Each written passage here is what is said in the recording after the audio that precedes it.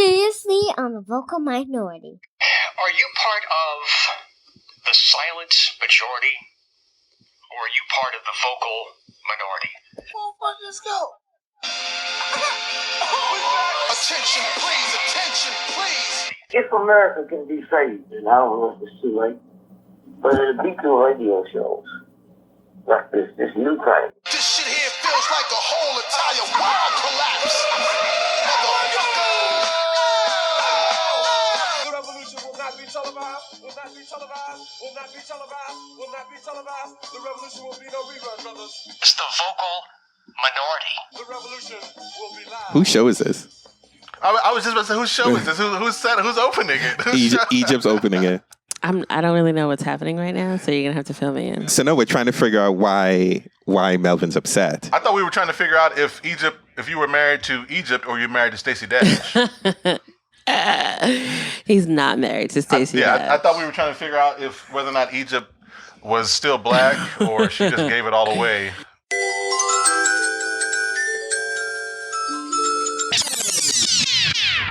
So last week we released a podcast on Black Lives Matter, and it received a ton of feedback.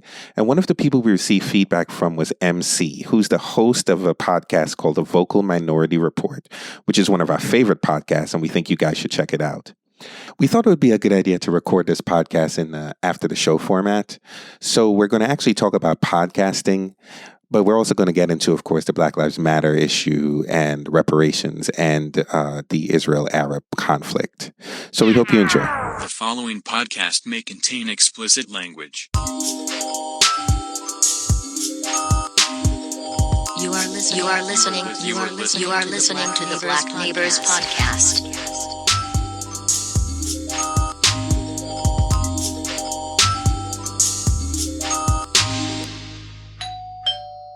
First of all, that's editing. And Walt and I had a very long conversation about how he needs to stop editing himself out of the conversations and leaving everything else to make me look like an ass. Number one, Egypt didn't look like an ass.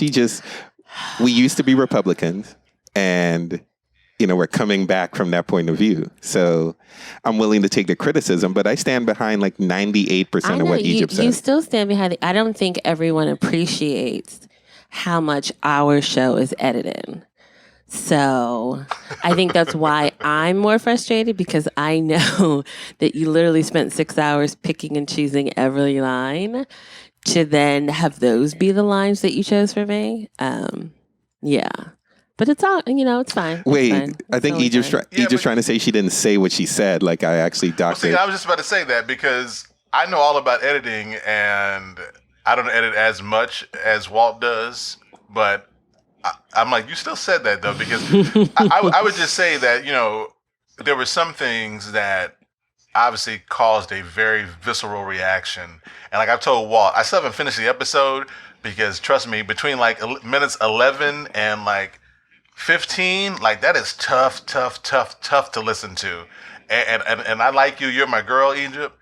But I'm like, whoa, like you come across as out of touch to me, and this is not me coming for you, obviously. You're my girl. I'm just saying from the perspective of, like, damn, man, like she's one of those black people, because you come across as extremely harsh, and I don't know how much.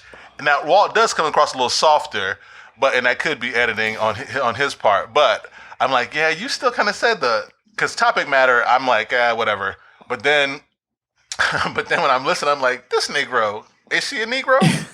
So anyway, so that's my opening positioning statement in response to you saying it was all editing. So let me clarify. I don't disagree with you. I listened to the episode, and this has sort of been a eye-opening week for us anyway, because the reality is that Walt and I record, and then he does the editing, and I don't listen to the final product before he puts it out. So I usually don't get a chance to listen to the show until it's already been on the internet for a couple of days. Right. And now Egypt's like, oh, well, if you're going to do this, you need to like cut this little piece out and this should be the joke. And she's like giving me pointers on everything. As I was saying. So here's the question, though. So how long is the conversation? Because so, for instance, if you guys were a live show And if you talk for an hour and a half, however long you record, then what you said is what you said, and whatever context is there. So are you saying that you were taken out of context by his editing? No, I'm not saying that. I'm saying that had I listened to the show beforehand, I would have said, you know what? I don't like how I said that. I don't necessarily want to change the message, but the tone or the words that I used, it's not conveying the right message. Which ones, like when you said throwing the turd on the table? Yeah, I don't know why people had such a strong... That actually wasn't the part that I felt bad about. Like, to me, the Black Lives Matter... No, I know. But it's just such a, to me, an odd descriptor when we're talking about something as important as a platform for Black people. So I understand that perhaps it was not that big of a deal. It's just kind of a throwaway line, or you're trying to make a point. And I don't want to misquote you, but a steaming turd when we're talking about anything to do with our people, especially brown people, I'm like, oh, So the timeline was that we got feedback on the show before I listened to it. So I already knew that a lot of people were uncomfortable with the episode. I listened to it and I was like, yeah, I don't like me on that episode either. That being said, I know that behind the scenes, there's times when Walt and I are recording, we'll talk for 10, 15 minutes. He'll stop and say, you know what, your energy level is really low. And let's do that section over again. So a lot of times in the edits, my passion level or my level of excitement, he loves those moments when it's higher. And so sometimes it gives the impression that I care more about a topic or a comment than I really do. Mm-hmm. And in that particular episode, we must have started and stopped about 20 times re-recording, which is why I was more frustrated with him, because I felt like in his production time, he could have come back and said, you know what, this whole episode just isn't sounding right, isn't feeling right. We need to do the whole thing over. I'm not opposed to the message in the episode, right? I think we had 3 major points and I still stand behind the points. If you phrased it in a way that I thought was a little cringeworthy, like I didn't really. No. What I underestimated was how much you would cringe at your own words. That's what I underestimated. Well, and then I have my own journalistic standard. So I don't like it when on the recording, because of the editing, either you or I make a statement, whether the statement is too general or if the statement doesn't have enough citations in it in the conversation. Right. So one of the biggest things I didn't like about last week's episode was that you hear me making a lot of broad, general statements, and it seems like my only evidence is my own brain. So that's like a personal frustration for me. So I like it better when it's clear where my position is coming from. I'm citing an article, I'm citing something. That episode had way too many uncited statements for me, which is why I felt like as the producer, you should have been more sensitive to that. I don't ever want to give the impression that things are so simply, or things are not so simply because I haven't heard of it before. Yeah, I don't think I look for cited or uncited statements. No, I know you don't. You look for points in the conversation where, the spirit is high and there's a lot of excitement. Yeah, it's called a sweet spot, right? So I hate your sweet spot. I aim for back and forth, the parts of the conversation that are high energy, that we're making a point, whether you want to back away from it now or not, it's still like the point. I mean, you're still trying to entertain too. So the most compelling conversation may be one that is not cited. Because I would say that I could care less about that. When I listen to you guys, like, I want to hear your raw opinion. And the fact that I did not agree this week, like, it just kind of is what it is. You know what I mean? So I guess to that point, though, I would ask Egypt, had you not seen commentary about the show prior to you listening to the show? I don't know what your normal process is. I mean, do you think you were colored at all in your perception of how you sound on the show based on people's initial reaction? Like, do you think that plays any role in it? So, because what it sounds like to me, like, it's, I mean, Walt's trying to make a show that's compelling. You guys had to, you had to set it up. But I'm like, yeah, but like, it still don't matter though. Like, you still don't like poor Black people a lot, and and Well, and I'm just So I'm but going to no, but answer really. your first question. And Okay. I could honestly say no, because I saw the feedback online, I think it was Tuesday Right. afternoon. Mm-hmm. I didn't listen to the show on Wednesday. I'm reading the feedback online and I'm thinking to myself, okay, these people are crazy. Like, nothing I said I would take back, because Right. I remembered the entire conversation, Right. all of it, where I did have citations, whatever. So when I listened to the show on Wednesday, I was going into it thinking, like, these people are crazy. The show is fine. When I listened to it myself on Wednesday, I was like, oh my God, I hate this episode. Like, I sound horrible. Like, now I understand. So no, I definitely did not go into it looking for flaws, because I assumed that Walt had edited it in a way that was appropriate. I got you, and that makes sense. I mean, because I get that editing can change the tone of a conversation, especially a long conversation. You know, most of mine are 2 hours, and I cut them down to like 147. So I keep them, I keep the meat, but Waldo chopped that thing down. So Heck Yes. yeah. okay, Heck so yeah. so moving on past the initial impression of the production and the faults that are clearly all Walt. I'll take it. It's fine. So I guess, what are you guys getting the most friction on? You know, where should we start? Because I know where I come down on it. You know, like, but I don't know if you know, like, what's the most friction related, and then I don't know if you want to give my opinion, like, on that friction, or just tell you what I had not a problem with, but just give you my opinion on, you know, the 3 or 4 points that I thought were So the important. first point of friction, which I think was the least out of the 3 points we were trying to make. Well, wait. Let's. I'm sorry. Let's start there. What, you as the producer who has all the responsibility, Right, for right. what were the 3 points Okay. that you were trying to make? Okay, with the so show? the first one was that Black Lives Matter released something without any fanfare, and that was surprising to us. And we weren't expecting Black Lives Matter in that release to go in the direction that we did.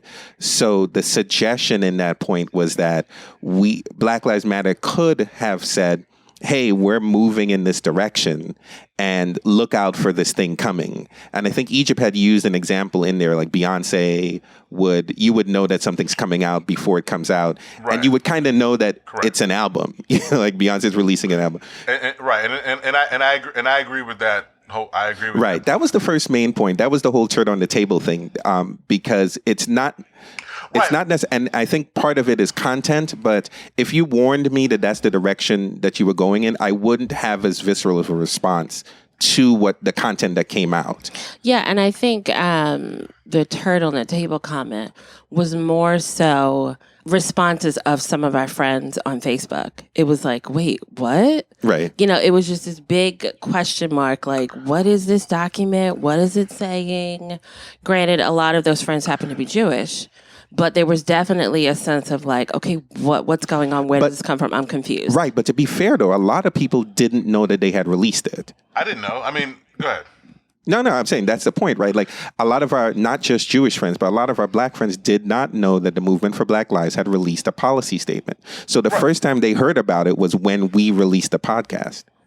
Oh, see, well, then I would say that those people are a little out of touch, because hell, I'm somewhat out of touch, and I knew about it before then. I read the main points, but I agree with the point of there should have been more fanfare, preamble. You know, there should have been, hey, because to me, you know, every major city, there should be some sort of, hey, galvanization, like we talked about, Walt, like, hey, go to New York and do every show. I mean, there's Right. like, they have that terrible of a PR team that they could not figure out how to get on TV in New York City, you know, where like 1,000 shows are taped, or go on the Breakfast Club. I mean, you know, if you want to reach people of color, you want to reach Black people who are engaged, which are people that are 10, 15 years younger than us generally, right? Right. Then why did they not go to where they are? And I read like the comments of on SoundCloud of a couple people, and I think it was one young lady who I'm assuming is younger than us. Right. She listens to both shows, but she was saying, you know, well, they did. And I'm like, yeah, but if you're only appealing to college age folks, then I'm not going to know. You know what I mean? And so yeah, not enough was done. So I agree with that. But to go back to the turd on the table conversation thing, I'm like, that's just, I think that was just it's such a beautiful descriptor, but I think it just it didn't. It's just poor timing in the context of that, because the point is valid that we should have had more information lead up, especially if we're going to use this because your point was, if I'm using a hashtag, now it means that I support all of these 10, 12 points, that they make. But there's two other criticisms, right? One is you can say I will or won't support certain portions of someone's platform, but I think that the other criticism is that I wanted Black Lives Matter to head in the direction of police reform. They came out with 6 points with at least 3 bullet points under each, so they came out with at least 18 different points. So instead of them heading in one direction, they want to spread out and head in 18 directions. And my thought is, you're not going to accomplish all 18 things, and you're taking away visibility from the one thing. So now I feel like, we were about to get somewhere. And now my thought is, we're not going to get anywhere. We're not going to get as far as we could have got on police reform, because now your attention is split between 18 things, and we're not going to get far in any of the 18 things because there's no one person pushing each one of those 18 things. I agree that you should focus on the main points, right? But like you said, but nobody asked me what the main points are, though. Right. know, so, and like I told you, my Black Life matters too, right? So, and when I use the hashtag, I'm saying my Black Life matters, my children, yours, the people I care about. So if I'm going to fall under this umbrella, I'd like to have some level of input if you represent me as a Black person. But at the same time, though, I think I'm more okay with tackling a broad scope of things, because you got to let people know what you want, right? I mean, because it's all encompassing. Now, if your main points are going to be these 2 or 3 things, I get that. But who's the leader of Black Lives Matter? So that was the other issue, because a lot of people, and I've heard this in other forums, that the individual from is he out of Baltimore, McKesson? DeRay McKesson? Yeah, DeRay. Yeah, right. That he's supposed to be the face of Black Lives Matter. And I looked into that. And to me, it's a very confusing chain to sort of connect the dots, because his particular chapter did not sign on to the document that came out from Movement for Black Lives. Right. There's always been some controversy concerning his relationship with Black Lives Matter. It seems to be that he's the one name that people can sort of quickly speak to or associate with, or Jesse. Yeah, well, he's an actor. I mean, Jesse Williams is an activist, but he's more so known being the actor from Grey's Anatomy. Right, from Grey's Anatomy. Yeah, I think part of it is it's intentional, right? Black Lives Matter, or the Movement for Black Lives, again, I don't know what they want to be called. They came out of I'm on blacklivesmatter.com right now /about. So I'm looking here to. So I'm sorry, keep talking, but I'm trying to see if I can figure out who. Well, so you wouldn't figure it out, because Black Lives Matter is intentionally leaderless. So I was talking to some actual activists this week. Yeah, because you've been getting a lot of pushback. I want to hear about. Yeah. So part of the pushback is that Black Lives Matter is intentionally leaderless. So if you're looking for someone to be the face of the organization, you won't find one. And it's intentional because, one, they don't want to tell Black folk what they should want to bring to the forefront. So if they have 18 things they want to bring or 25 things they want to bring, everyone has a voice, because what's happened in previous movements is that people who are marginalized don't get a voice. So part of it is that they're intentionally wanting it to be a free-form movement like Occupy Wall Street, but they've taken the learnings from Occupy Wall Street and tried to apply to this one. And I'll give you at least one example. So Occupy Wall Street was criticized because they didn't have a platform. So everyone who had anything to say said anything, and they didn't really have an ask. And Black Lives Matter intentionally came to the table and did this in order to provide an ask.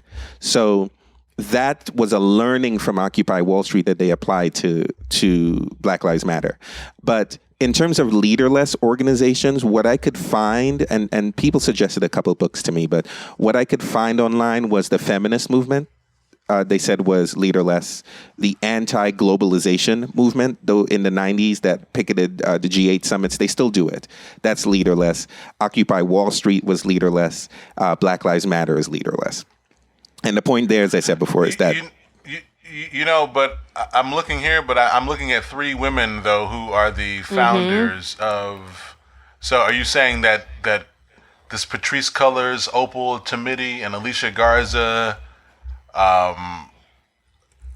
no, because they're noted here as the actual, but I've never heard their names. I don't think I've seen them publicly. Yeah, it's intentionally leaderless. Like it's supposed to be, because the other downfall to having a movement that has a leader is that the movement dies with the leader. Right, you can attack the leader. You can find fault in the leader. You can bring down that one entity and discredit the whole movement based on one individual. I get all that. I don't have a problem with it. That's my own ignorance, not knowing because DeRay, is the one you see out in front of a lot, and then you see those other younger people out in front. But yeah, no, I get the point of why you would be somewhat or completely ambiguous in your defining of your leadership. However, I do think that makes it difficult when you're trying to spread a message to all Black lives. How many Black people in the United States? I don't know.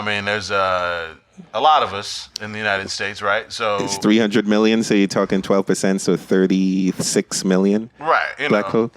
Right. Yeah. That kind of leads me to, I think, the next part that some people took issue with. Okay. Because we were asking the question, what is Black Lives Matter?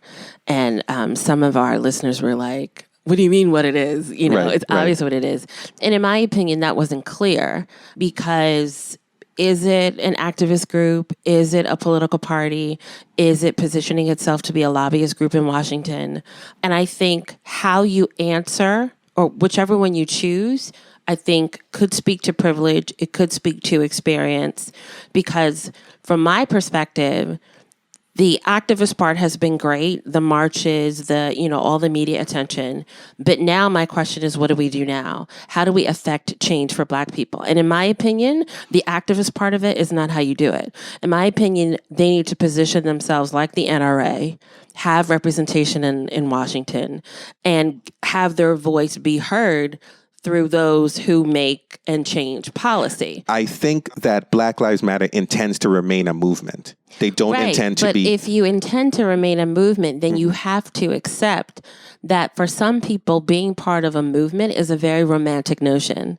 Right. And then at some point, the question still has to be asked, what do we do now? Which is why, for me, the policy statement that came out from Movement for Black Lives, which we still haven't talked about how those two names and organizations are connected. Tied together, right. So when that statement came out, it did raise some questions, which is what we talked about in the podcast. If it's a political party, then that statement makes a lot of sense. Mm-hmm. And then I would expect to see the group transition into doing political party type things. My personal opinion is that it should be a lobbyist group, but that's neither here nor there. But the feedback I got was that they don't have to be either. A movement can ask for policy changes without being a political party. A movement can ask for things to be done without being a lobbyist group. So there are different groups. Yeah, but then it begs the question, a movement is asking who? Because there's still the reality, how do you make things better for Black people in America? Right. And the answer is that does not happen by marching. Right. It happens by legislation. And so I want to see the next part of that. Who is the senator or congressman that we are targeting? What is the lobbyist group? Where's the super PAC? Like, I want to see those things happening so that I know that we're actually doing something. Otherwise, it feels like a hashtag that's going to die out. Or that's going to run the news cycle. But isn't that the problem, though? Because, this is not Egypt, where the actual country, Egypt. Yes, it is, actually. But it's a hashtag, right? So I think we need to figure out some sort of line of demarcation between. No, but I'm going to interrupt you there. I would have agreed with you before that statement came out on August 1st. If it was just a hashtag, I don't think I would have this many expectations. But if you release a statement like that, I agree that it's on me, but I do feel like if you release a statement like that, it does beg the question, okay, what's happening next? No, okay, well, I agree with that, but I think what my point is that they can do what they want, and I can read it and understand or not, because this whole this ambiguous, this mysterious, talk about the fucking Illuminati, this mysterious they can do whatever they want, because my Black Life Matters, and when I use the hashtag, like I was saying earlier, it's whatever I feel in that moment, right? You know, it's emotional, it's political, it runs the gamut of whatever I'm feeling in that moment. Like, they don't own this movement, they don't own my Black life, and in the hashtag. See, that's the problem with 2016 and Twitter and all this shit right now. Is that I mean, I get it. Again, we can name country after country and movement after movement, but those are overseas. That's not in the United States. You tell me something that's been affected. We talk about Occupy Wall Street or whatever. Like, so it's just a hashtag. It's just like so. To your point, yes, we need super PACs, lobbyists, something like the NRA. But for people to get caught up in this hashtag, like, I don't give a shit, because again, I'm gonna use it because it meant something to me personally. So I think that's so. If anything, they need to just say, hey, you got the Green Party, well, make the fucking Black Party, make the the Black, like, be intentional, right. But I don't want, like, the feedback or the conversation, like, oh, well, you've got to know all the information. No, you don't. It's a fucking hashtag, okay? Like, topics trend on Twitter all day long. There are plenty of days when Black Lives Matter has no juice at all on Twitter. Like, honestly, like, I mean, there's because of what we do creating content, I try to track what's going on. Like, BLM or Black Lives Matter is getting no love, right? But I think you bring up a good point, because, and I don't disagree with anything you said, because I did see it for all intent and purposes as a hashtag. I think what gave me pause was when I read the sections about reparations and when I read the sections about Palestine, and I had to ask myself, if when I use this hashtag, is that what I'm saying? Because there are going to be some people who assume that I agree with that document. Yeah, but you know what, though? And I think that might push us forward into another piece of the conversation. Sure. Talking about your Jewish friends and the Jewish response. And I don't know if that was your second point or not, but I think, because I think I'm less worried about the representation of that hashtag. Because I don't have time to explain my internal dialogue every time I say something or I emote something. You know what I mean? Ideally, it would be great, because people, you know what I mean? But I don't want to do that necessarily, and I certainly don't have time to, and I'm damn sure not. Well, I am worried about what people think of me in the grand scheme of things. Of course, right. But from the perspective of social media or our shows, like, whatever, and if so, all right. So anyway, so I guess attempting to advance this forward to the whole BDS and appropriation piece. I don't know if you want to get on that, but I feel like that puts us there, talking about, I use the hashtag, everyone's going to put me in this box, and should we be worried about that, right? Because I would say, no, I don't. I could care less. Oh, I would agree. So, but it's a lot easier to. Is that what Egypt was saying, though? I just want to. Am I? No, I think what I was saying was that while I agree with you, I don't have to answer to anyone. I do want to at least know what my thoughts are on that particular topic. Right. And so for me, the two things that stood out for me were the section on reparations and the section on Palestine, and it made me stop and think. And I didn't have to do that with the hashtag, but I did have to do it with the policy I think that's statement. the point, right? That the hashtag itself, you can incorporate it to whatever it is. It falls within the whims of whatever Twitter wants to do that day.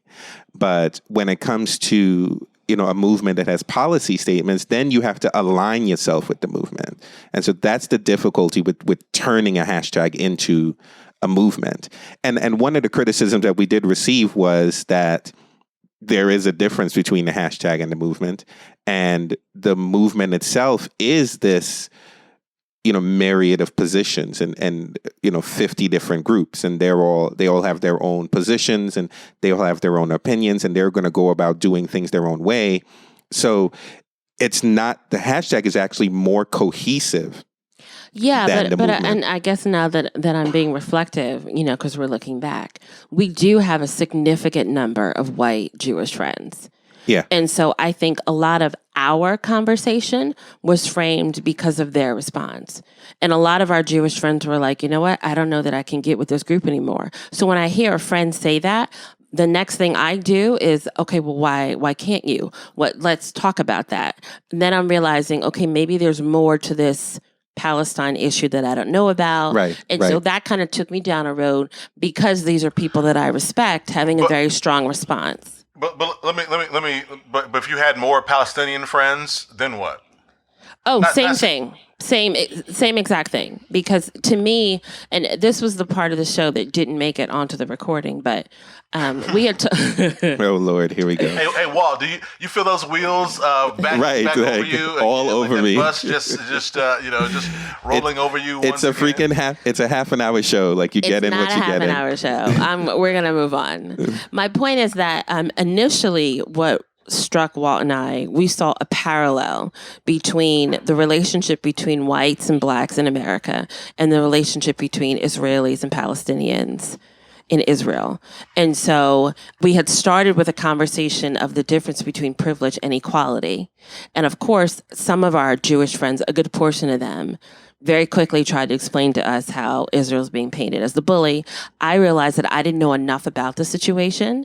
And so we started down our research, lane. Right. But in all of that, even though I don't know, or I do now, at the time I didn't know a lot about the Israel-Palestine relationship, I knew enough to know that to say you're pro-Palestine is a very big thing to say. That carries a lot of weight with it, and that just by saying that, you automatically alienate a significant portion of people. So that to me seemed like a really big thing for the group to do. Right, but that boldness is what's needed, and I think that by simply supporting Black people, they're being bold. So for me, it's not a stretch in that regard, and I would say that. You mean it's not a stretch to support the Palestine position? Correct, and if you identify specifically with that type of, I'll just say oppression for lack of a better word that I can't think of right now. Sure. Then it makes sense that you're looking for symbolism that well, I don't know if it clearly works, but it's certainly somewhat effective, and it certainly shines a light on it. So I don't have a problem with that. And then the idea that like to me, like we all know. Well, I don't know how this is gonna sound, but like we get it. Like we know there's a lot of great, sympathetic Jewish people in the United States. They've been very sympathetic to causes of people of color. It's well documented over the years. Like we don't have to if we just talk about that specific item. Like I get all that. Right. But that doesn't necessarily take away from the fact that those good Jewish folks that live in the United States now, that doesn't discount to me the plight of the Palestinians or their cause or whatever. Yeah. So for me, and I'm sure everyone knows that. I'm not saying anything groundbreaking. I guess what I'm saying though is that on both sides, I don't care what my Jewish friends or your Jewish friends would have to say about Black Lives Matter and including that, because they're trying to make a point and make a statement. You've got to be bold. So whatever, and to me, like when we talk about reparations, which was very hypercharged, like throw it all. If you want to put turds on the table, then fuck it. Put them all on the table. So if you want to be bold and make a statement, whatever. Why not? Right? Okay.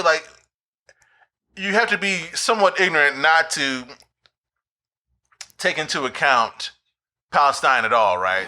No, I know what you're saying. I think what we were, and I think where we were challenged in both the reparations and the Palestine discussion was in actually how polarizing is it? Because the issue there was, and I think what we were trying to say was, if you're going to strategize to win something in the U.S., if you're going to strategize to get something done, you want to ally yourself with as many groups as you possibly can. And but that shit don't work, Walt. Like that. Oh, it absolutely it absolutely works. But then it begs the question. Not for black people. Not for black people. And I don't disagree with you, but then it begs the question, so is the goal of this movement just to be loud and make noise? Because if that's the case, and not to be disrespectful, but I've got other shit to do. Like literally, I've got laundry and the toilets to clean. You know what I mean? I would say based on that policy statement, the answer is no. I would say that whomever is behind this policy statement specifically, the answer is no. Now they can't control all the other people out there, whatever, but I would say that no. I mean, they're clearly showing that, hey, no, we are serious, and they may not have disseminated it well and all that. But does it show that they're serious? So now, and I think we're now switching over to a discussion of how you show your strength on a global platform. And so just being provocative, does that show that you're serious? Because I don't know that I think it does. Well, I mean, that's subjective because I mean, you're saying that they're just being provocative, and I would say that. Well, you know what I have in the policy statement in front of me. I don't want to speak out of turn here, but I would say that they're not just being provocative, and if we want to get into the actual, the reparations point, or what makes it just provocative versus substance? Like if we're talking about right. I disagree. I actually disagree with Egypt. I don't think that they're just being provocative, but I think being provocative is one of the things that they're doing. They're tied to Palestine from the beginning of Black Lives Matter, right? When Black Lives Matter, after Florida, but into Ferguson, BDS has been with Black Lives Matter from that point. So they couldn't necessarily divorce themselves from the Palestine issue now. My whole point of it wasn't that they were purposefully being provocative. I think they actually, as part of the 50 groups or whatever that are part of the movement for Black Lives, the BDS movement is part of that. So that's not going to go away.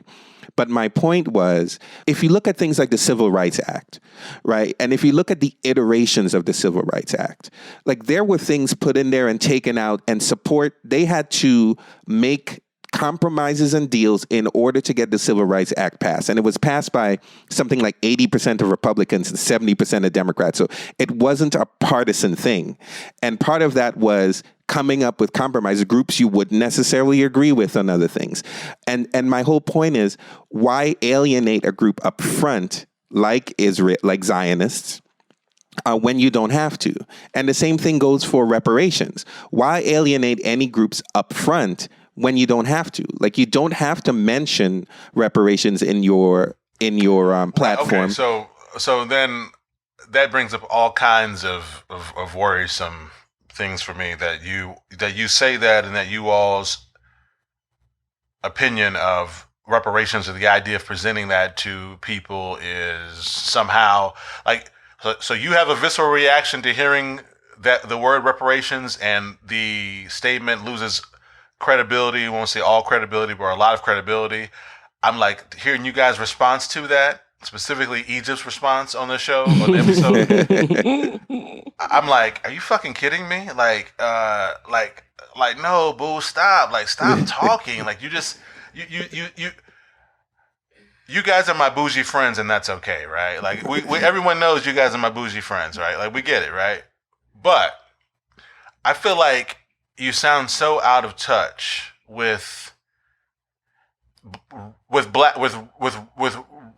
regular black people that you're not even taking into account. You know what I mean? Yep.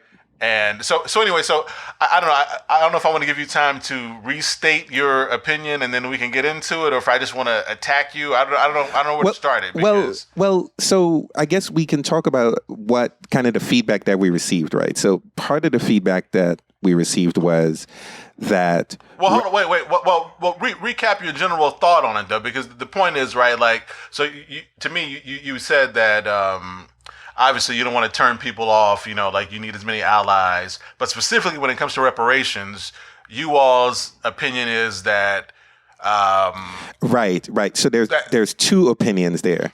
I think my opinion, and I'll let Egypt state her opinion so she can't say it was edited. My opinion is that and Egypt said this as well later on after she made her initial kind of summary statement on reparations. But I think that reparations is a non-starter. And when I say that, I'm not talking about the reparations when it comes to how we're trying to change the meaning of the word reparations. So part of the feedback we got was reparations doesn't only mean money. So we can talk about that. And that's a good criticism because it means that we were only taking reparations as money when you could say that reparations were other things. But if you take that back. Well, I think that's bullshit. And I think that's a cop. I think that's bullshit. I think that I think people should not get distracted. Reparations is about money. Like it starts there. Like if you want to break down the percentages of how much is money versus whatever other items that these people are saying it's about. Reparations starts with money. Well, it's not right, but it's more of how and money in the grand scheme of things, money in the scheme of money, land, whatever, Right. And I think what they were trying to do in the platform was say, if you're not going to, they did ask for money, but it was like bullet point number 4 or something like that. They started with like free education and raising the minimum wage. They didn't say this, but akin to the Fight for 15 kind of discussion. And I'm okay with and I'm going to pull this back just for a second. If Black Lives Matter had said our 3 main points were police brutality, Fight for 15, and something else, I would be like, I would be 100% behind them. And I'm not saying I'm not behind them. This is just a criticism. It doesn't mean I'm not behind them. But when you start coming to saying things like, we want reparations, it's difficult because it's hard to say who should get reparations, how much they should get, how it should be distributed. Like, I don't think Why?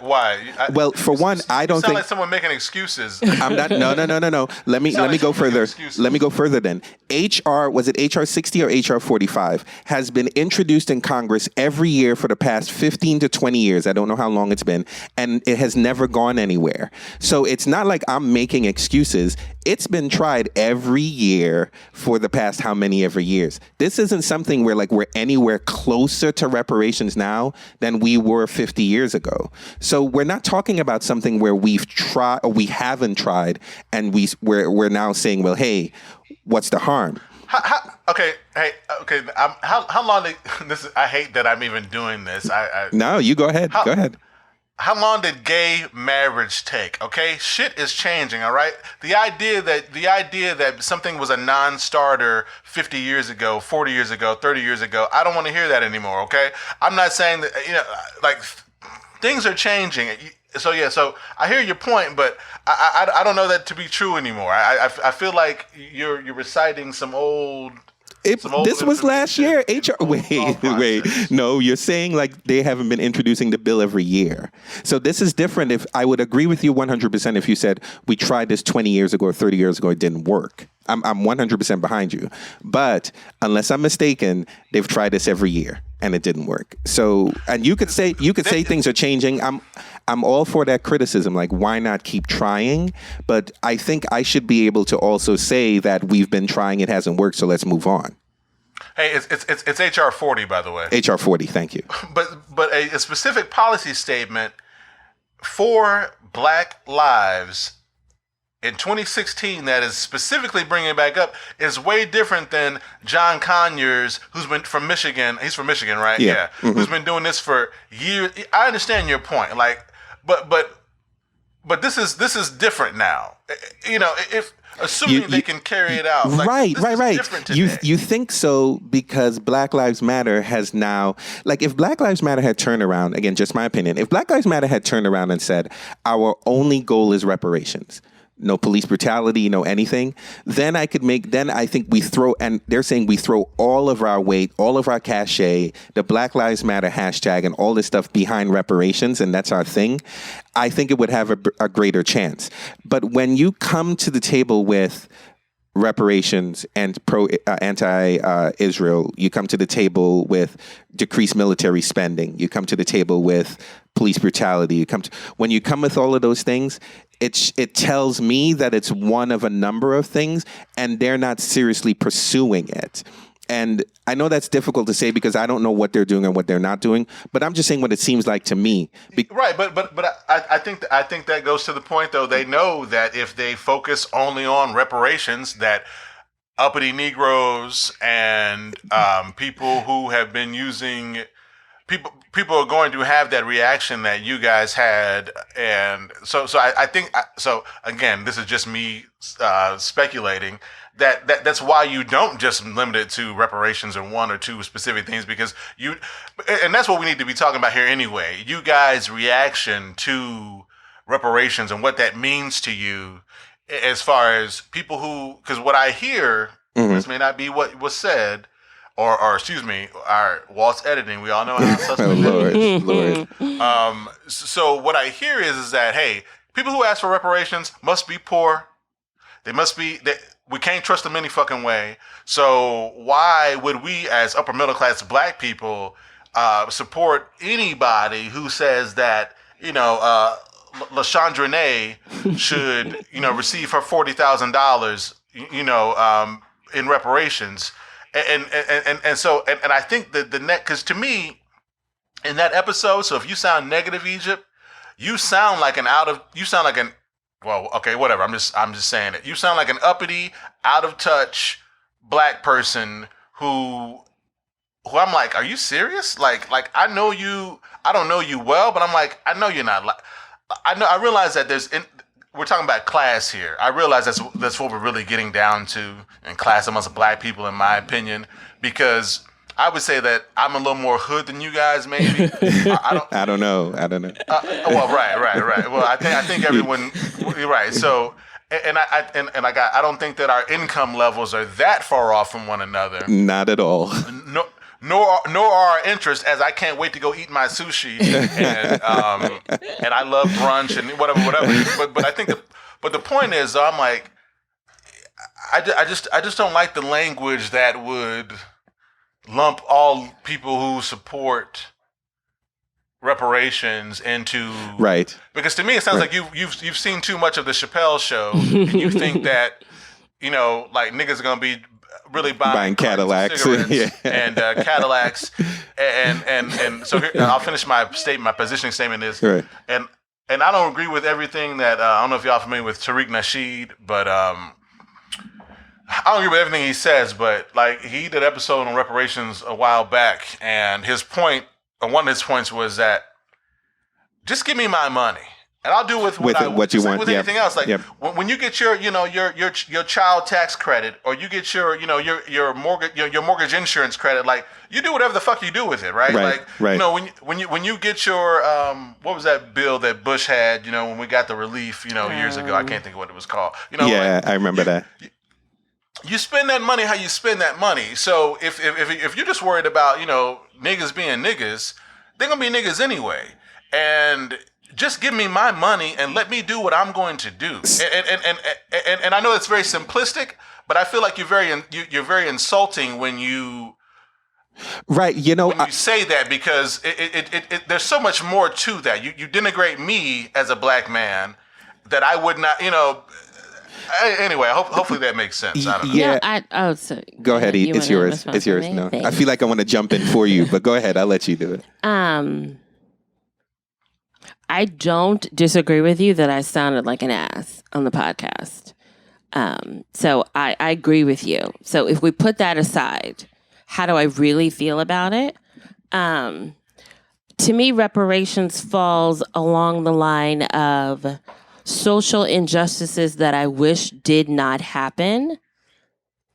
And going forward, I'm not quite sure how we're going to resolve it, but I don't think the solution is to just give people money. So for instance, when I read stories about redlining in the real estate market, or how blacks weren't allowed to get mortgages, or how even before that, Black Wall Street, how it was literally burnt down to the ground. Yeah, I hear all those stories and I'm angry. And then when I hear a white person talk about black people are lazy, I think to myself, well, you don't really appreciate how we've been disenfranchised even in this last century. So our legacy that has led to this. Yes, exactly. And basically, I could sum that all up in a discussion of black wealth, how we were not allowed to acquire wealth as a race in this country. So when slavery ended, we were just subjugated into a new form of slavery. Right. And how even in the last 10 years with the housing crisis, like we're still being subjected to, is it Killer Mike? Yeah, Killer Mike. Who made the statement that blows my mind that, banks will lend a black person $600,000 for a home, another $100,000 for 2 cars, but will not give you a $50,000 loan for a small business. Yep. So I agree that there has been a systematic response to keeping black people down. I do not believe, though, that the solution to that is to just give black people money. I recognize that that's a problem, but I don't think the solution is reparations in that each person would get an individual check. Now, if we're talking about reparations in the form of an extension of affirmative action, so more money, more consideration is given to certain groups based on race, we sort of take the concept of affirmative action and sort of expand it to another level. That's something that I could probably get behind. But for me, I get stuck by the logistics of it. Who would be responsible? So who would pay that bill? Why? The United States would pay that bill? How are they funding that? Are they raising taxes? Would just white people... If this, I hear you, but I'm sorry, I don't mean to cut. All right, let me finish. You finish your point. Yeah, go ahead. So I think... Ask your questions. What I'm saying is that I can separate my frustration and my anger at the social injustice from a practical discussion. Okay, how would that work? Where would that money come from? How would you decide who gets it and in what amount? I'm not in denial that. Hey, Egypt, let me ask you, do you worry about that with like what other government funded payout for anything from Medicare to Obamacare, Security, to Obamacare to TANF to anything that the government takes our dollars for and then redistributes that money? Do you worry about that distribution and how the government's going to really allocate that? Like how many hours of time, how much time do you spend worrying about that in the grand scheme of things? So I can speak specifically to one of Bernie Sanders' points was free college for everyone. Right. So I do think about, okay, how would you pay for that? I wish Obamacare had been a single payer system like in Canada or in the UK. Right. I understand there's some costs associated with that. I do worry about how now some big companies like Aetna are pulling out. And so that's causing some inequalities. In some marketplaces. Right, yeah. in some marketplaces. So yeah, I do worry about that. But even in that, I'm not the type of person where my passion would cause me to not be able to stop for a moment and look at the logistics of a thing. So I'm not saying that, black people have been wronged and that we were denied wealth as a collective group. But I'm not sure how in 2016 you remedy that with money. I think this conversation is heading in the wrong direction because I don't think that the point of the conversation, and correct me if I'm wrong, because I could only speak from the point I was trying to make in that. Reparations in itself, when I look at it, it's more about whether something's going to happen and how you can get support to do it if you put something out there that's polarizing. And where I was challenged was, is it actually polarizing? Right? No, but that's not what Melvin was asking I know, me. but... No, right now he was asking me, if I had to reduce it, yes, I think black people have been screwed over. Do I think Egypt Burton Charles deserves a check from the government? No. I think that's the whole point of the conversation. I don't think we're losing sight of it. I think it's just I can't wait to do an episode on it. Because reparations specifically is it's polar. The whole point is it was polarizing to you all and polarizing to your Jewish friends. That's what started. I'm sorry, so you all were we were on it right. When you read it. It wasn't our Jewish friends. Yeah, it was just us talking about reparations. But okay, right, okay, but I'm sorry. Okay, well then just you all talking about it, and then I'm saying now the response to it. So it was polarizing, and for me, I think it needs to, as Black people, we got to talk about why it's polarizing. So I realized that. So Egypt now said that she listened back, she hears herself as an ass, but the point still is the same, right? And right. I think so because the objection like Egypt is having now, or what she's saying is that logistics. And so my response is, yeah, but who gives a fuck, right? Because you're not. What I'm trying to say is, and you're challenging it well, is that you don't really worry about, like I told you, like with the income, what is it called? The earned income tax credit, whatever it's called. When you do, like, are you really worried about how the government's going to give that money to you? That $3,500, whatever the fuck you get for your kid? Like, I could be wrong. I don't know you when you do your taxes, but I'm pretty sure you're not really like tripping. Like, you're gonna mock the box and make sure you get that damn money because that's how it works. Yeah, but to your point though, we just came back from Amsterdam, the Netherlands, a socialist country. I look at all the amazing things they get, but they're also taxed in the high 40%. Right. Of their income. So yeah, there does come a point in time where I can, from a political standpoint, what I believe in my heart and my spirit, feel very strongly that we deserve these things. But then that is always tempered by the reality of, okay, how would that happen? And for me, politically, I can't ask my government to give me something without thinking through how are you going to make that happen? Like, to me, it doesn't seem. And you do it all the time. No, but I'm saying that you do it all the time. But I guess my point is that to me, it makes the group look unreasonable. Like it makes me feel like you're just standing on the White House lawn. Y'all give me some money. Yeah, that's not gonna start the conversation. It's not gonna end up where we want to be. Like, I'm not sure how effective that is, and I think that's what I take issue with. And I think we're just approaching this from two different ways. I'm not saying, because I think if you run Melvin's argument all the way down to the end, you would have to agree with reparations, because reparations is something that's we earned. We worked in the cotton fields. We didn't get any money for it. We had insurance policies taken out against us as if we were livestock. There were a lot of financial. Not to mention, I can go back very quickly and show you people in my, you know what I'm saying? Like, this is real. You know what I'm saying? Right. Right. I get that, and I think part of this is that it's become kind of like a third rail, like Social Security. It's like something that you can't really criticize before people get upset about it. And I think the argument is still solid that we should have reparations. Yeah, my position is not whether Black folk deserve reparations. It's not my thing at all. And I don't think you were saying that either. My point is that in our current climate, and I know we disagree on this, but my point is still, reparations won't happen. So why are we wasting our time asking for it? That's my whole point. It's not that I disagree that reparations, whether we deserve reparations or not. Ta-Nehisi Coates wrote about it. Other people wrote about it. People have all kinds of opinions on it. We can fight for it day, night, evening, everything. And we'll continue to do it whether we have this podcast or not. But I just don't think it's going to happen. So for me, it's a waste of time to put it into a document like that, because it's just not one of those things that even opens up a conversation.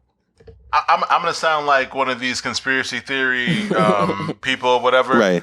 But you, my friend, you sound like I hear that, and I'm saddened when I hear you say that, because I feel like you've been brainwashed, and that sounds really extreme. I don't mean brainwashed. No. But Yeah. I'm with you.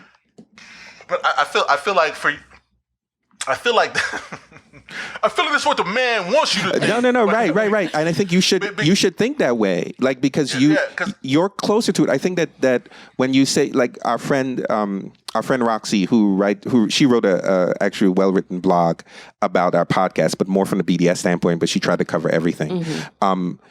She's very big on this BDS thing. So when you write about it, like, she asked me, we were on the phone a little bit after she wrote it, and she said, I can't separate BDS from Black Lives Matter because it's like separating two children.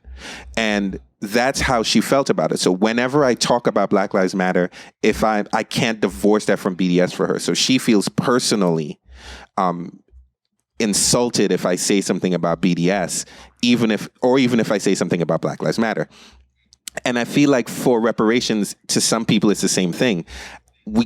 I can't say anything about it, whether I think it's going to happen or not going to happen, because I think people take it so personally because they hold reparations so close to their heart. And that's something that I probably wouldn't understand as someone who hasn't been here, whose my family's been through slavery as well, right? But in the Caribbean, we're not getting reparations, right? So if part of this may be that it's already settled with me that my family's not getting reparations. If the U.S. gave reparations, I wouldn't get reparations because I can't trace my family back to U.S. slavery. So maybe for me, it's just, I'm approaching it from this perspective because I've made peace with the fact that I'm not getting reparations. I don't know, Melvin, you seem to take issue with, I'm working out my thoughts here as I'm talking at the same time, but you seem to take issue with the idea that Walt has already resigned himself to think that he's not going to get it. And to me, I think that's a really big part of the conversation. Because I'm not a professional activist. I have a very small amount of time to dedicate to anything political. So yeah, my mind does go to the analytics and the logistics of it. If I'm going to push for anything, am I going to push for reparations? I don't think so. I don't see how you could ever convince the U.S. government, i.e. white people, to foot the bill for it. And so I'm going to put my energy someplace else. That doesn't mean that I'm saying that all the history, and Ta-Nehisi Coates wrote a very engaged discussion on, why we need reparations. I don't disagree with anything he wrote in that piece. But that, to me, is only half of the question. Do we deserve reparations? Yes. Do I think it's going to happen? No. Am I going to spend time convincing America to make it happen? For me, the answer to that is also no. Right, but you don't. No disrespect, but you don't spend time. You're not an activist, so you're not spending time on anything that America is going to do one way or the other, right? So I hear you, but the conversation is important, and we well, do. You know what? I would like to hear your thought on it, because I think we spent a lot of time with me defending my position. Right. But I think that you have a position that's different from mine, that I'd like to hear you define that just on its own. I think that black people need reparations. Black people I don't know if they need them. You know what? Yeah, black people need reparations. Okay. The problem is that with anything, Black people are so varied. We're talking about, we're talking about 36 million people. That's a lot of people, right? So, but based on the legacy of struggle and how we can very clearly identify all of the disparities in everything that we have to deal with in a capitalist society, in the world that we live in these United States, we solve problems, issues, we make people whole with money, with assets. That is the history of this country. Every generally speaking, every civil matter obviously is settled based on finances, right? That's what we do. So as you mentioned earlier, or one of y'all mentioned, we're talking about wealth disparity, right? That's part of the whole conversation is wealth disparity. I'll plug my show, Jesse Thorne, NPR Bullseye on my show. White man he's the one that mentions on my show the wealth disparity and how that's the real issue in the United States between black people and white people. So anyway, my positioning statement is people of color deserve that. My grandparents are almost 90 years old. By the time we ever get it, they'll be gone. But their children, their grandchildren, my children, my descendants, they deserve to be compensated. The United States is really big about putting on shows about giving medals and making Japan whole, or making Japanese Americans whole, making Native Americans first Americans whole. Mm-hmm. Like, righting wrongs is not unique to Obama or any certain office, right? That's been going on for years and years. So the idea that we all, the most racist white man in the United States knows that slavery fucking existed, right? He knows, he knows what the fuck is going on. Everybody knows this. So our legacy of struggle does deserve to be compensated. And so I can never get, if that was the only platform movement, I'll support it all day long. And I know I'm just rambling here, but my statement is that people of color deserve it. We've always deserved it. And just like I never thought I would have a black president in my lifetime, and I'm only fucking 34, right? Right. I never thought I'd have a black president. I never thought gay marriage would be on the table, right? I mean, think about it. When George W. Bush was in office, I mean, are you kidding me? I mean, all these evangelical Christians, and now all of a sudden, like, we've just totally turned the corner. I know people are still against it in North Carolina, yada, yada, yada. However, as a nation, as a people, you know, the time is ripe, you know, for exonerations of wrongful convictees. We're in a climate that things are changing here, right? So yeah, we heard your last episode. Right. So hey, I'm not just saying that, but I'm just saying though, like, so it hurts my heart that black people of any income level, of any class, would say that black people, and I know you're not saying they don't deserve it, right? The idea that it's a non-starter, or that it offends you, or that you think it's polarizing, or that we should not support it, or that we won't receive it. I know you're saying that we deserve it. Let me. I know I'm just going on a ramble. But no. You know, Egypt asked you what your position was, right? But let me ask you something, because if I push it further, so if we, and let's agree, I think we all agree that black folk deserve reparations. So let me ask you a question. Because I need you to get to the point. What I want to convince you of is something a simple example of how I don't think reparations would work. And again, my position is only that reparations are near to impossible. It's just not going to happen. But if it did happen, imagine us coming. How much money do you think would make you whole? You know, it's hard. That's really hard to say, because I kind of view it like a class action suit where, you know, like, you're not going to get what you thought you were going to get. You know what I mean? Like, so this is what, right? This is what I'm. But for me personally, like, we're talking about me though, right? Like, yeah, no, like, I'm talking about okay. you. Yeah, I know, but for me, like, I don't. And I think this is to Idris' point. Like, I don't necessarily want any money from the government. Like, I'm not looking for this is the whole, X number of dollars. I can't tell you how much money is going to make me whole, because I don't fucking know. I haven't done the math. Right. But I guarantee you, but give me something for my pain, and let me figure it out. Maybe I want the interest for the next 30 years off of whatever they give me. Just give it to me. It's my money. I don't know what I'm going to do with it. I understand that. I don't know. So here's the thing. So we go into, and this is not how it has to happen. I'm just painting a picture for you to make my point. We enter into a negotiation, whoever the, DeRay McKesson is the representative of all black folk in the 36 million black folk in the United States. In his bubble vest. Right, in his bubble vest. Right, like, hey, no disrespect to DeRay. Want to have him on the Vocal Minority? So he enters into a negotiation, and he says, he starts off with, it's $40,000. We want $40,000 per person. That'll make up what we perceive as the wealth gap, right? And I know it's not that, but that's a number. The government ends up agreeing to $1,500 a person. Right, as a number. No, well, that's that bullshit, and nobody should ever settle for that. I'm sorry, but go ahead. Right, but what I'm saying is, I'm just imagining the logistics. If I take this impossible scenario a step further, they enter into negotiations with all black folk, whoever they are, and not the white folk who are now going to claim they're black, right? Like, and who have ancestry and all this stuff. You guys are so. No. I'm pushing this further. Well, no, I think we all agree that we all agree that. No. Let me finish my statement. The idea for me of how has nothing to do with tracing your family line. That's actually the easiest part of this, deciding who would qualify.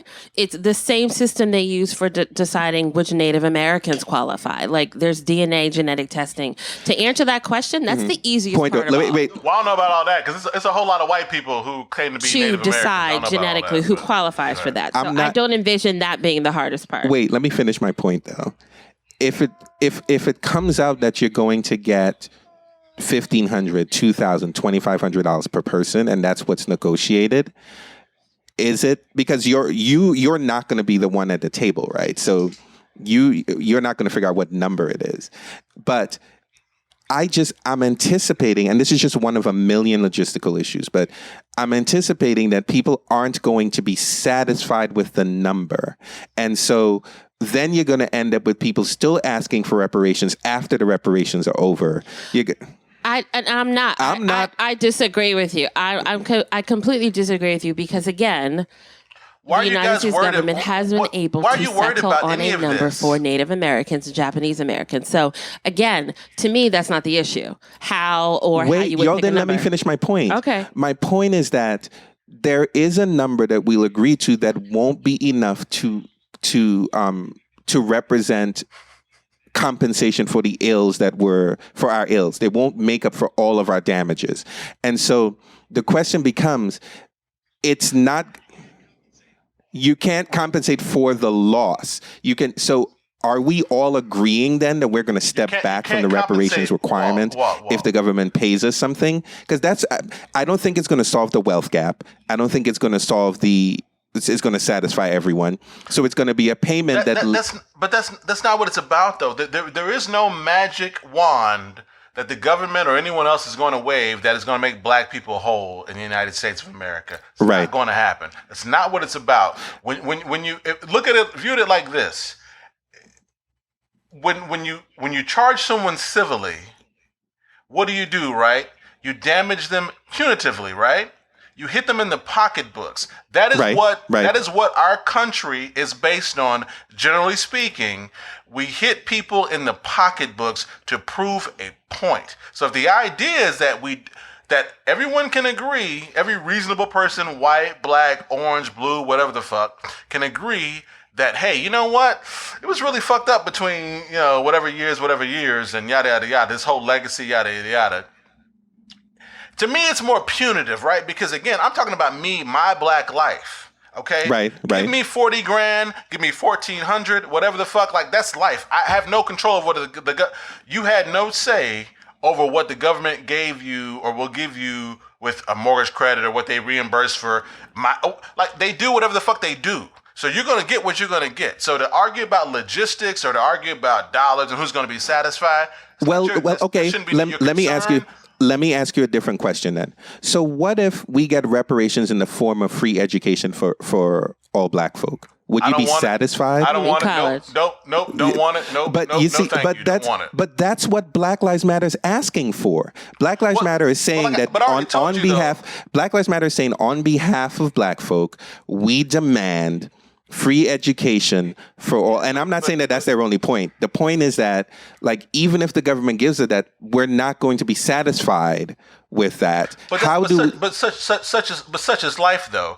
Hillary Clinton's platform, Donald Trump's platform, whomever's platform is not necessarily representative of everything that you think is positive and affects change for people of color or even people in your income bracket, whatever the fact. So the idea that, this one political party, air quotes, is not necessarily representing all of my, everything I want. Well, welcome to the United States of America. That's how it fucking works. We got two parties. It is what it is.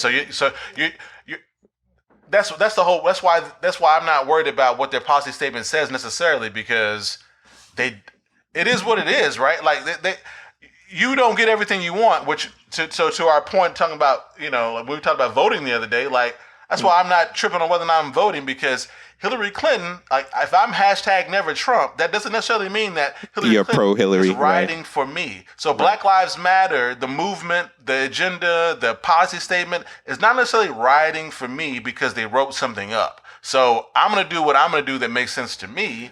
And they can negotiate however they want, but if they're able to get us something, to get some acknowledgement by the United States government that, hey, we wronged you and we're going to compensate you, everyone knows, again, that it's punitive. Then, hey, you know what? It is what it is. Give me my 40 grand, my 1,400, I'll figure it out. Yeah, I think that was my whole point. If Black Lives Matter is going to approach, and this was a general criticism of their platform, they're stretching themselves too far. And if I were to list out a list of things that I would want, and again, everyone has their own opinions of what they would want, reparations wouldn't be on the table for me. And so that's where... Is that because you're scared? See, because... Not at all. Not at all. Not at all. It's because I don't think that it's an actual thing that we're going to win. And if I'm not going to do that, then I'm not going to put it in. It's a waste of my breath. It's a waste of my energy. So for me, I would rather do things like focus on police brutality, not take things away from that. I would not focus on the Israel issue. I wouldn't want to take things away. Police brutality is in the news and every day. The whole police brutality is the catalyst behind the movement. The movement sites. But let me finish that thought then, because I would go again. I would list like a top 3 things. I wouldn't have come out with 18, 19, 20 points. Like my point would have been, we have 3 policy things that we want, and I would go after those 3. That's not a popular opinion apparently, but I think what's going to happen, if you ask me what the future of Black Lives Matter is 5 years from now, they're going to have less activists than they do now because people are going to get bored. They're going to lose I think Egypt had mentioned, like the romanticism of the movement, and they're not going to get as much as they think. Black Lives Matter is probably going to exist in some way, shape, or form, but not as powerful as they are now because they have the platform now to do something. And with that platform, they could have done one big thing, but they decided to focus on 18 or 20 different things. And that's fine, but it's just we're not going to get the same level of success as we would have got if we had focused on one or two things. Can I just interject here? I think that the word success is really what we're talking about. You know, how are we measuring the success of this movement? And I think that's where I take issue. And it could be, I don't know if it's because I'm coming from a place of privilege, but I'm reminded of how the beginning of July, we had all these issues with cops being targeted, quote unquote, by blacks. By the end of July, there were several states who, in the month of July, passed legislation that made police officers a protected class. Mm-hmm. Within 30 days of that incident, they moved and pushed their agenda in the way that you push agendas with legislation. I would prefer, because to me, that's how things change. Whether the movement is romantic or not, whether I'm as involved as I should be as a black person, is neither here nor there. There are political machines who are able to get laws on the books to benefit their agenda. That's what I want to see from Black Lives Matter or the movement for Black Lives. All of this discussion is fine. I think we now know who you are. What the fuck are you going to do next? Like, that's what I want to know. Are you lobbying? Are you moving to get a BLM person as governor of this state? Like, what happens next? That's the part I'm not hearing.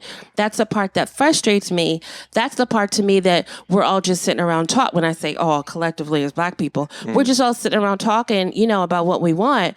And as my father used to say, you shit in one hand and wish in the other and see which one fills up first. That's kind of how it feels to me in this moment. Like, I want to know, we've had 2 years now of conversation, of marching, of protesting, of hashtags. What happens next to actually affect change? Because what is happening is that white people are doing what they have always done. They are changing the laws in their favor. The reason why we had Jim Crow, segregation, all this housing redlining is because they changed the laws in their favor. How do we as black people come to the fight with the correct tools? To me, that's exactly why Occupy Wall Street fell the way it did, because a bunch of people protesting at the bottom of your building is not going to affect change. But had there been some legislation to hold corporations accountable, to limit how much they could claim in bonuses and stakeholders, so forth and so on, that would have affected change, but that requires legislation. And as you can tell by my tone, that's what I feel passionate about. You know what it is? It's because shit really ain't that bad. No, I mean, it is bad, but for a middle class, yeah, no, it's person, bad. Trust me, it's bad. For people who don't live in the inner city per se, or you live in a more diverse area, I feel like we're just kind of far removed from it. So, like, the level of engagement that, like, people age out of movements. You know what I mean? Like. I agree. The people I would say the people who are at the forefront of this, you know, on college campuses and are young out there protesting. You don't have to be young per se, but they're generally speaking, these are people in their 20s who are out there kind of rocking it, right, doing their thing. And I think that I mean, I think there might be a lack of focus and a general cause. It's nice to galvanize people as a response. But I mean, we're not really going anywhere. I agree with you, but I think that there's enough symbols that show that just because you have black people in positions of power doesn't mean anything. Look at Baltimore. Right. But wait, and I'm not disagreeing with you, but then it does beg the question: how do we make changes? I think we all know what needs to change.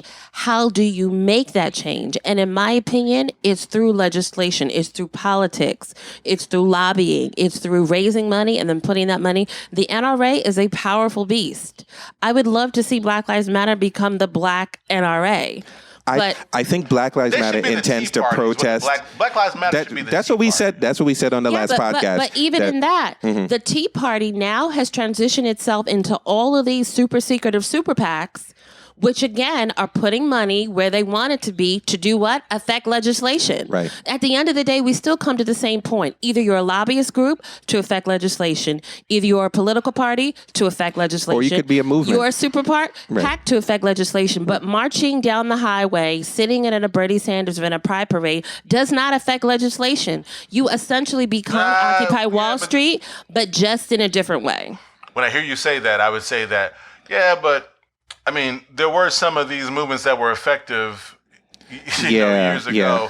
But I guess what I'm saying is that, to me, the success of gay rights and gay marriage is because that issue had the political backing and the money that it needed to because there's a white change. people. That's because there's a white people. Really? Like, let's call a spade a spade. You think so? People. Okay, so then is it but is it just because their skin is white, or is it because they understand how this game is played? To me, know what? You just said it. It's both. It's because their skin is white, they understand how this game is played. Right, but then I can't give black people a pass then, because we still live in a white world. We are still the minority in this country. And if you want the majority to change things for us, you can't, what do they say? Come to a gunfight with a knife? Like, you've got to, I think I butchered that. Bring a knife. You can't bring a knife to a gunfight. Whatever it is. I think that you have to play the game with the correct, and it's funny. I'm about to get deep and reflective here. To me, this is something that women, we do all the time. We have a message that we want our partner, our boyfriend, our husband to receive. Mm-hmm. We understand that if we package that message the wrong way, he's not going to do what we want him to do. So what do? We wait until the game is over. We put on our little nightie, whatever. Of course, I'm being a little obnoxious, but the idea is that you have a message and you know how to package it so that you get what you want. And to me, that's what I feel is not happening. I don't disagree with how the message or what the message is. I guess I just disagree with how it's being framed. If you want the other side to do something about it, if all you want to do is be loud and complain, then yeah. But do I actually want white America to give me money? Do I actually want white America to come to some sort of truth and reconciliation position? Do I actually want white America to, when it's their turn to vote in favor of us and not themselves? Then I have to ask myself, if that's what I want, how do I get white people to do that? And the way to get white people to do that is to not put out a statement about reparations. You sound like a scared. I'm not scared. I'm a realist. It's not scary. I'm a realist. No, it's not. And it's also, you have to be a strategist. And if you know that, if you know that you require attention that's going to create a political will to do something, which is what Ravia said on your last show, then we have to be strategists about how we use that attention.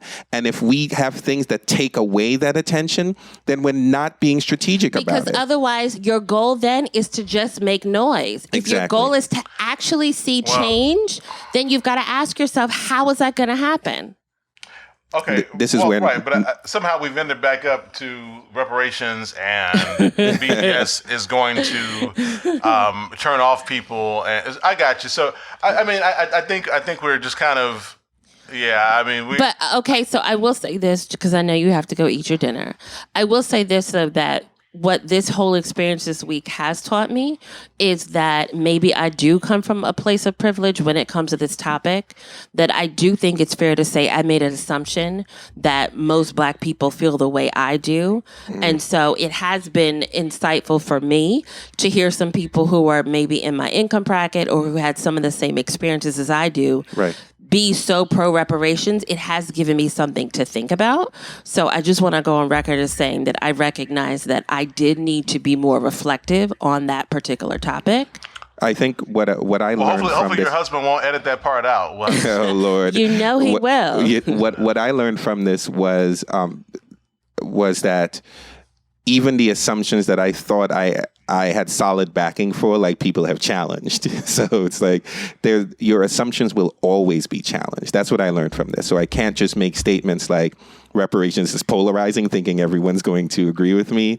Like, people actually challenge me, like, how many people are going to leave the movement because you put reparations in there? And I'm like, well, I don't know. And they're like, not that many. And I tended to agree with them. And the same thing with BDS. It's like, well, how many Zionists are going to leave the movement because that you mentioned BDS? And it's like, some will. Some will. But the question is, just because you made a criticism doesn't mean that it's some significant percentage that's going to lose you some political will. So even those things are challengeable. And I was glad to see that people were, willing to engage me on that. But you bring up a really good point, this concept of leaving the movement, because what you're basically acknowledging is that right now it's just a conversation. Right. There's no membership fee. There's no grassroots campaign to raise money. Well, they ask for money on their website. I guess what I'm saying is that the leaving for us is easy because we're not financially vested in it. So we can have these conversations. We can talk about this with as many people as we want to. But for us, there's no money involved because we haven't gotten to the point where we feel compelled to put our money on the table. One of the things that I heard, and I'll let you go, Melvin, but one of the things that I heard from talking to one of the activists was, like, they actually are thinking about how can they get money from middle-class Blacks, right? Like, we are a coveted group for them. And so if we're going to answer that question, the answer would be that I need a well-defined strategy.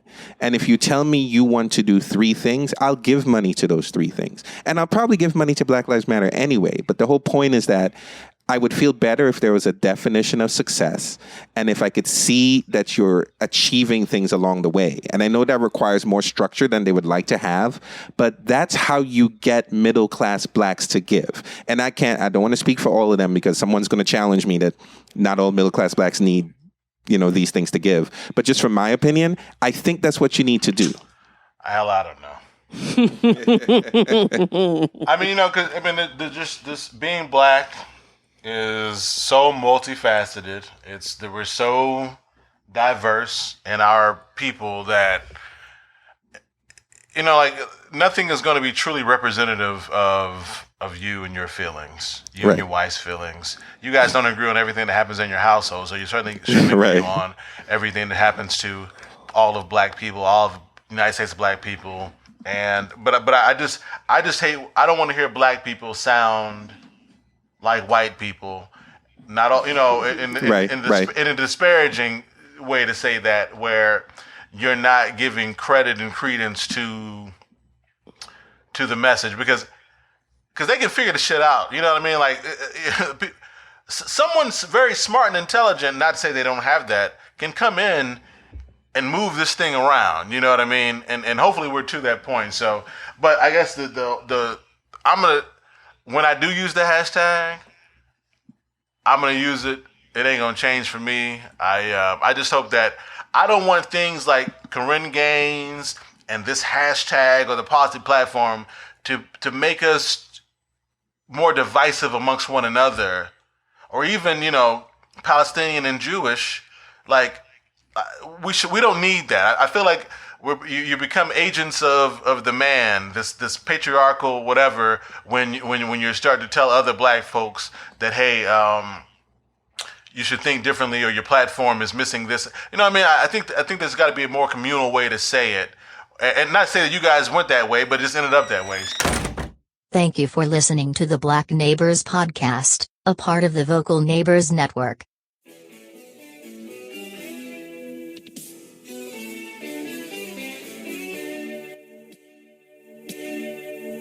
Are you a part of the silent majority, or are you a part of the vocal minority? Follow him on SoundCloud at The Vocal Minority, go to iTunes, The Vocal Minority Report, and subscribe. Leave a rating and review. It's kind of like Tavis Smiley meets Mark Maron. Add a little Terry Gross and sprinkle in some of your favorite morning show. Topical, irreverent, engaging, and informative. You'll love The Vocal Minority Report.